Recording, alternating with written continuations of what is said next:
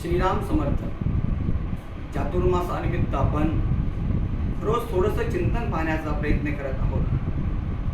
श्रावण मासाचा हा पवित्र महिना, या पवित्र महिन्यामध्ये प्रत्येकजण भगवंताची आराधना अतिशय श्रद्धेनं करत आहे आणि या आराधनेच्या माध्यमातून थोडी तरी भगवंताची कृपा माझ्यावर व्हावी हा प्रत्येकाचा एक निश्चय असतो आणि त्या विश्वासानुसार तो ती उपासना करत असतो.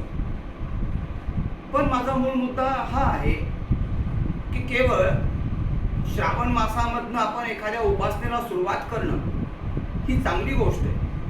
पण श्रावण मास समजा झाला की आता बस काही उपासना नको, आपण आपलं काम, अशा पद्धतीनं आपण जर व्यवहार चालू ठेवला तर मग या उपासनेचा तितका उपयोग आपल्याला होईल का बरं, याचाही कुठेतरी विचार आपण करणं गरजेचं आहे. कारण समर्थानं अतिशय ठामपणे म्हटलं बघा, आपल्या जीवनामध्ये उपासनेचा परिणाम आपल्यावर व्हावा असं आपल्याला वाटत असेल, आपल्या जीवनामध्ये आपलं जीवन खऱ्या अर्थानं कीर्ती संपन्न असलं पाहिजे, अतिशय चांगल्या पद्धतीनं आरोग्य संपन्न असलं पाहिजे असं जर आपल्याला वाटत असेल तर केवळ एक महिना उपासना करून उपयोग नाही. या उपासनेचं सातत्य असलं पाहिजे. एखाद्या साधनेचं सातत्य जोपर्यंत राहत नाही तोपर्यंत त्या उपासनेचा परिणामही आपल्यावर होत नसतो. सामान्यतः एक छोटं उदाहरण आपल्याला देतो म्हणजे लक्षात येईल. समजा अचानक एखादं मोठं संकट आपल्यावर आलं आणि अशा संकटाच्या वेळेस आपण जर परमेश्वराचा धावा करू लागलो, अरे देवा आता तुझ्याशिवाय कुणी नाही असं आपण म्हणू लागलो आणि नेमकं त्या संकटाला आपल्याला फळ न मिळता ते संकट अधिक वाढलं. लक्षात आलं मी काय म्हणतोय ते? तर आपल्या मनामध्ये आपण ज्या देवतेचं नाव घेत असतो किंवा ज्या सद्गुरूकडे आपण जात असतो त्यांच्याबद्दल लगेच अविश्वास निर्माण होतो.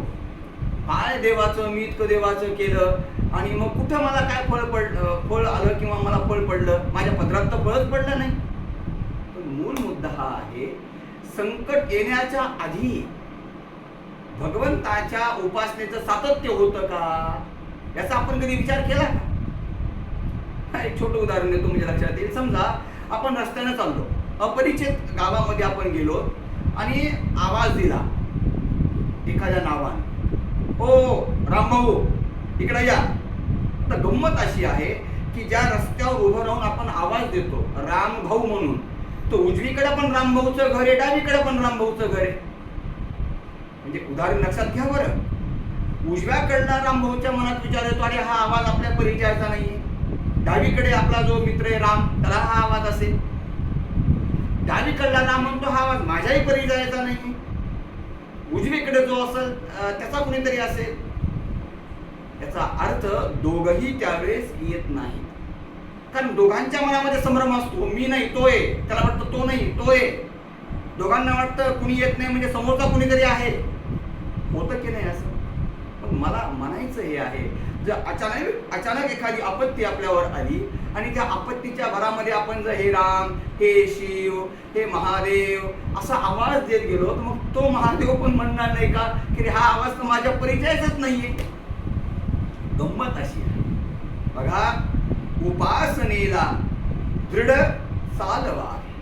आपली जी उपासना असते ती उपासना पण दृढ चालवत राहिलो ना तर आपला आवाज सुद्धा भगवंताच्या ओळखीचा होतो आणि आपण आवाज दिल्याबरोबर सुद्धा मागे पुढे उभा राहे सांभाळीत ही भावना आपोआप होऊन जाते.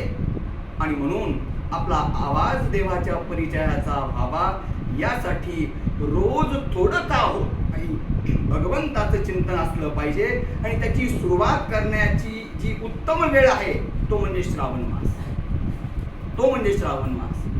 आज इथेच थांबूया. आज शिवपुराणाची कथाही सुरू होत आहे, त्यानिमित्तानं मी निघालो आहे. पण जाताना आपल्या चिंतनामध्येही सातत्य असलं पाहिजे ना. नाही तर तुम्ही म्हणता महाराज शिवपुराणाची कथा झाली आणि कुठे व्हिडिओ पडला नाही का? प्रत्येकजण असं म्हणणार नाही, पण तरी असो सातत्य असावं. त्यामुळं आज इथेच थांबूया.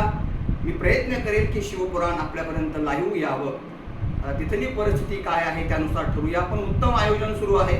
चांगल्या पद्धतीनं संभाजीनगरमध्ये असलेले जे आयोजक आहेत छान पद्धतीनं आयोजन करत आहेत. आज इथेच थांबूया. उद्या नवीन चिंतन, नवीन विचार. श्रीराम समर्थ.